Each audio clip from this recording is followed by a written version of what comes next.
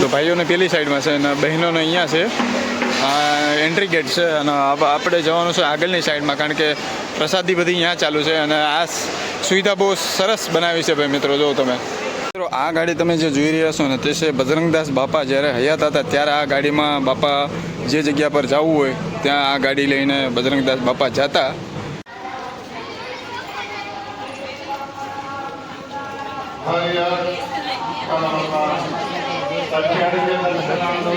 આ છે ને લગેજ રૂમ છે કે અહીંયા કોઈ પણ જાતનો ચાર્જ લેવામાં આવતો નથી. તમારે જો કોઈ પણ ઠેલા હોય ને તો તમે અહીંયા રાખી શકો છો.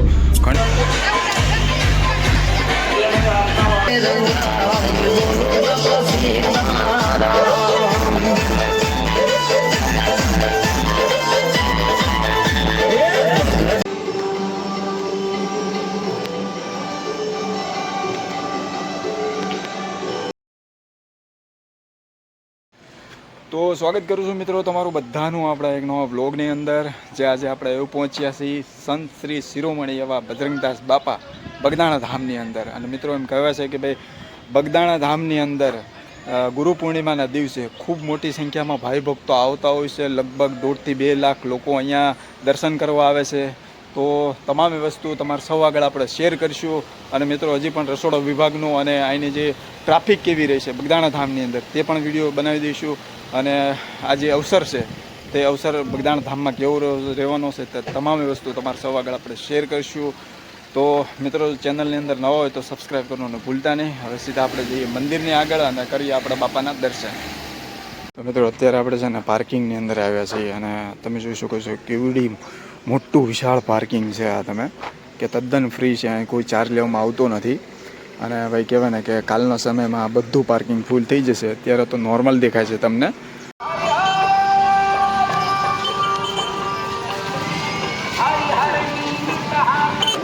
તો આપણે પહોંચી ગયા બાપા સીતારામ બગદાણા ધામ મંદિરની ગેટની પાસે. તો મિત્રો આપણે છે ને અહીંયા થોડુંક લગેજ છે આપણી પાસે, બેગ. તે પહેલાં લગેજ આપણે લગેજ રૂમમાં રાખતા હોઈએ અને ત્યારબાદ આપણે જે શૂઝ છે તે રાખી અને ત્યારબાદ મંદિરની અંદર આપણે દર્શન કરવા જઈશું. તો અહીંયા લગેજ રૂમ છે અને ભોજનાલય આગળની સાઈડમાં છે. તો લગેજ રૂમમાં આપણે લગેજ રાખી દઈએ મંદિરની સાઈડથી. આ છે ને લગેજ રૂમ છે કે અહીંયા કોઈ પણ જાતનો ચાર્જ લેવામાં આવતો નથી. તમારે જો કોઈ પણ ઠેલા હોય ને તો તમે અહીંયા રાખી શકો છો. ઘણી મોટી સંખ્યામાં બધાના થેલા જો અહીંયા પડેલા છે. આપણે પણ અહીંયા થેલો મૂકી દીધું છે અને આ લગેજ રૂમ છે જો ભાઈ.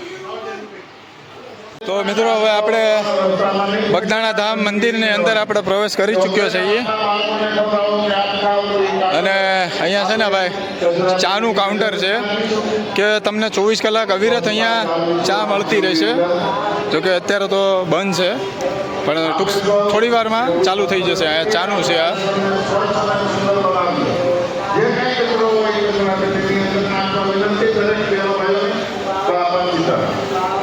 સૌ પ્રથમ આપણે દર્શન કરશું કાળ ભૈરવ દાદાના, કે અહીંયા કાળ ભૈરવ દાદાનું મંદિર આવેલું છે મિત્રો. અહીંયા પાણીનું પરબ છે અને ત્યારબાદ હવે આપણે બાપાની જે સમાધિ છે ત્યાં જશું અને ધ્યાન મંદિર છે ત્યાં પણ જઈશું આપણે. જય બાપા સીતારામ. જય બાપા સીતારામ. અને મોટું મંદિર વાં છે પણ થોડી જ વારમાં હવે આપણે તે જગ્યા પર જઈશું. અહીંયા બાપાની જે સમાધિ છે તે તરફ આપણે અહીંયા આરતીના નગારા વગારા વાગે છે મિત્રો. મિત્રો હવે આપણે પહોંચી ગયા છીએ બાપા સીતારામનું જે ધ્યાન મંદિર છે ત્યાં. એમ કહેવાય છે કે ભાઈ બાપા જ્યારે હયાત હતા ત્યારે આ ધ્યાન મંદિર પર આવીને બેસતા. તો દર્શન કરી લઈએ સૌપ્રથમ આપણે બાપાના.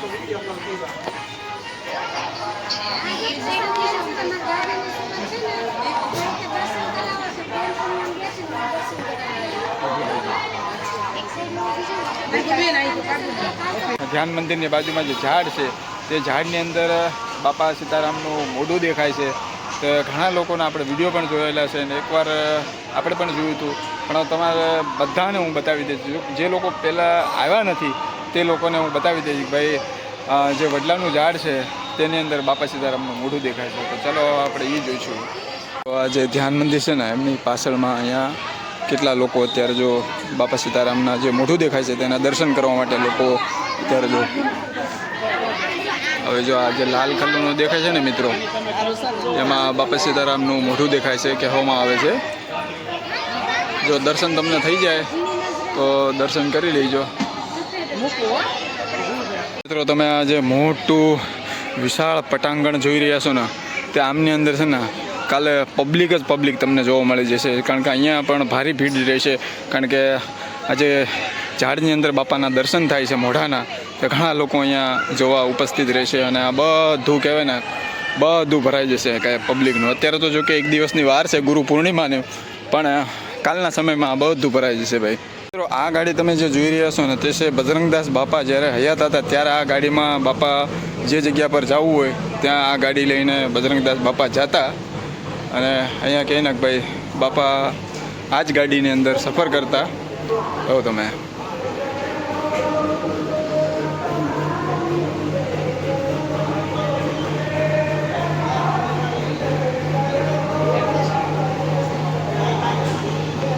તો ભાઈ નંબર પ્લેટ જોઈ લો તમે. મંદિરની ખાલી કલા કારીગીરી જુઓ તમે કે કેવી સરસ મજાની આરસના પથ્થરની આ બનાવેલી છે.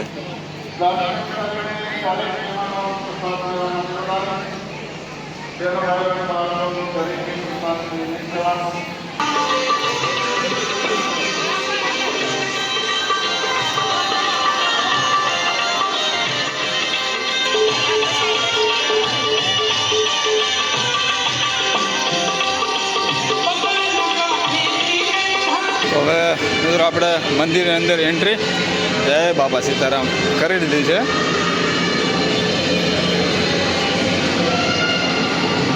ભાઈ સરસ મજાનું મંદિર ગોઠવવામાં આવ્યું. જો તમે ડેકોરેશન જુઓ,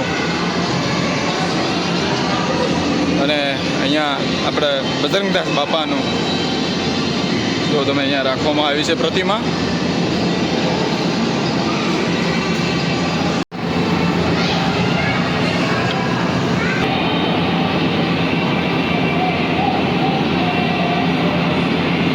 મિત્રો આપણે આવી પહોંચ્યા છીએ રામજી મંદિર પર.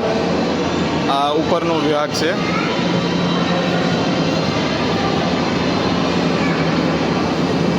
અહીંયા રામજી મંદિર છે ભાઈ. પ્રભુ શ્રી રામ, સીતાજી, લક્ષ્મણજી અને હનુમાનજી. જય શ્રી રામ.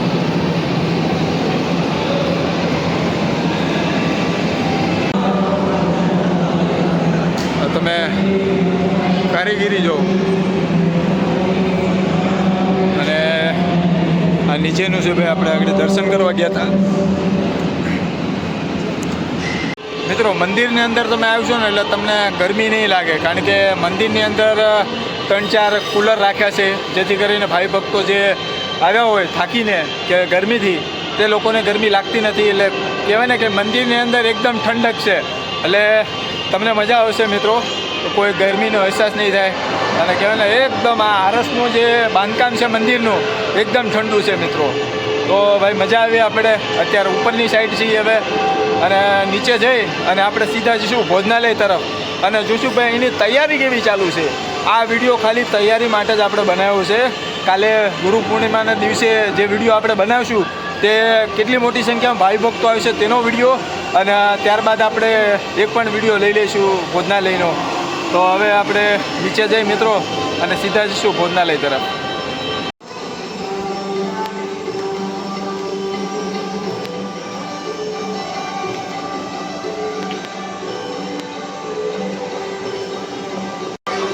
આખું પટાંગણ જે છે ને કાલે બધું ભરાઈ જશે.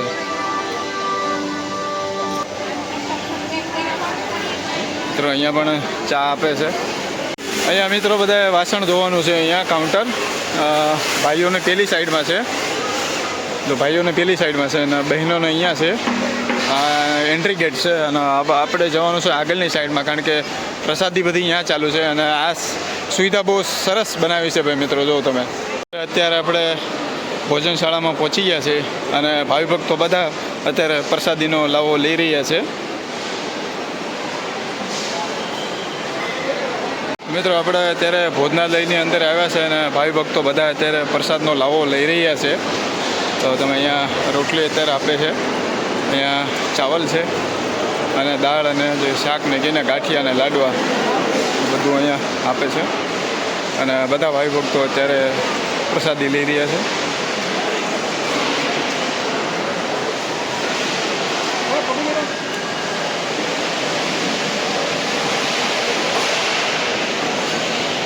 ધામની અંદર દાદા સરસ સેવા કરી રહ્યા છે. દાદા કેટલા વર્ષથી સેવા કરો છો? 40 વર્ષ. 40 વર્ષથી? 70 વર્ષ થઈ ગયા. ઓ, કેવું આનંદ આવે.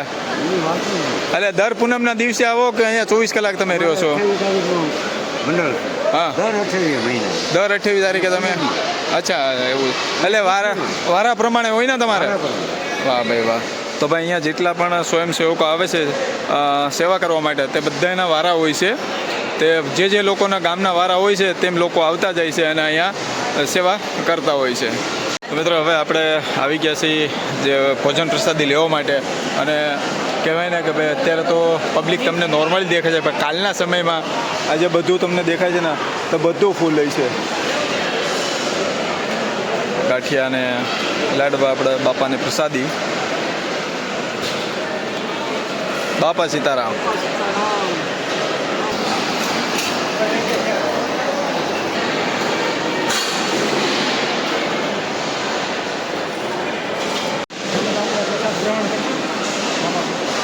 હવે ચાવલ આવી જાય ને એટલે આપણે પ્રસાદી લેવાનું ચાલુ કરી દઈશું. જેવા તમે ભોજન પ્રસાદી લઈ અને અહીંયા વાસણ મેકવાનું આવે છે, ધોવાનું નથી, મેકવા પડે છે આપણને. અને અહીંયા હાથ ધોઈ અને ડાયરેક્ટ તમે અહીંયા છે ને પાણીનું પરબ છે ભાઈ. મેં અહીંયા નોટિસ કર્યું કે આજે પાણીનું પરબ છે ને ભાઈ, તો ઘણા બધા અહીંયા નળ લાગેલા છે પાણીનો. જોઉં તમે કે બહેનોનો વિભાગ છે અને આ છે જેન્ટ્સનો વિભાગ. પણ આની અંદર મેં જોયું ને આ બધા તમે નળ દેખાય છે ને એકદમ ઠંડુ પાણી છે આની અંદર. જો બધું ઠંડુ પાણી છે. સુવિધા ભાઈ સરસ કરી છે અહીંયા બગદાણા ધામમાં. અને લોકો જે ભોજન પ્રસાદી લે અને ત્યારબાદ આ જે તમને જગ્યા દેખાય છે તેમની અંદર લોકો આરામ કરતા હોય છે. મિત્રો હવે આપણે ભોજન પ્રસાદી તો લઈ લીધી છે અને હવે મંદિર બાજુ જઈએ આપણે અને જોઈએ કે ત્યાં થોડુંક બહારની સાઈડમાં કેવું વાતાવરણ છે અને કેવી તૈયારી ચાલુ છે આપણે ગુરુ પૂનમની. તે તમામ વસ્તુ આપણે જોઈશું, વિડીયોમાં બનાવી દીધું. જો આ કુલર રાખ્યું છે અહીંયા કે પાછળની સાઈડમાં તમને ઠંડુ પાણી મળે, જે મેં તમને વાત કરીને ત્યાં. અને ચા પણ અહીંયા આપે છે. જો મિત્રો, ચાનું પેલી જગ્યાએ હતું પણ અહીંયા રાખ્યું છે ચા માટેનું. ભાવિ ભક્તો બધા અહીંયા ચાની પ્રસાદી લેતા હોય છે.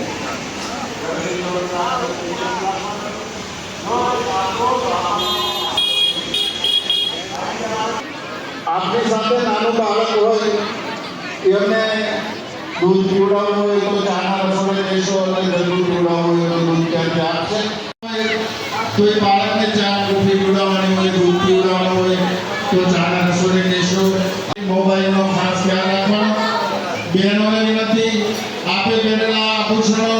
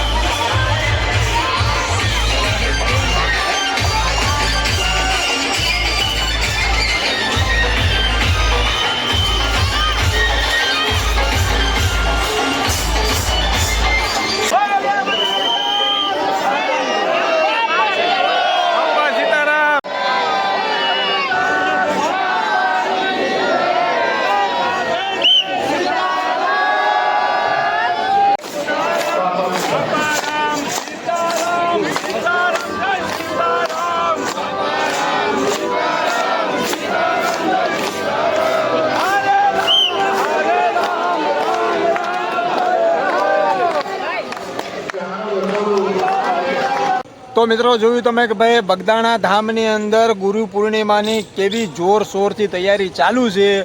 આજે તમે પબ્લિક જોઈ તેની કરતાં પણ વધારે કાલના સમયમાં 3 ગણી આના કરતાં વધારે ભાવિ ભક્તો આવવાના છે ગુરુ પૂર્ણિમા કરવા માટે. મિત્રો હજી સાંજના સમયમાં પણ જે આજુબાજુ ગામના લોકો છે તે બધા લોકો સાંજે આવી જશે અને કહેવાય કે સવારે 8:30-9ના ગાળામાં અહીંયા જે ચોકમાં રેલી થાય છે તે રીતની ભાવિ ભક્તોની ભીડ હશે અને કહેવાય કે ભાઈ ગુરુ પૂર્ણિમાનું ધજા સમરણ થશે અને તે તમામે વસ્તુ તમને બધાનું આપણે શેર કરીશું. તો મિત્રો આવનારા વિડીયો જોવા માટે આપણી ચેનલને સબસ્ક્રાઈબ કરી દેજો અને મળીએ પાછા ફરીથી એક નવા વિડીયોની અંદર. ત્યાં સુધી જય માતાજી, જય શ્રી રામ એન્ડ બાપા સીતારામ.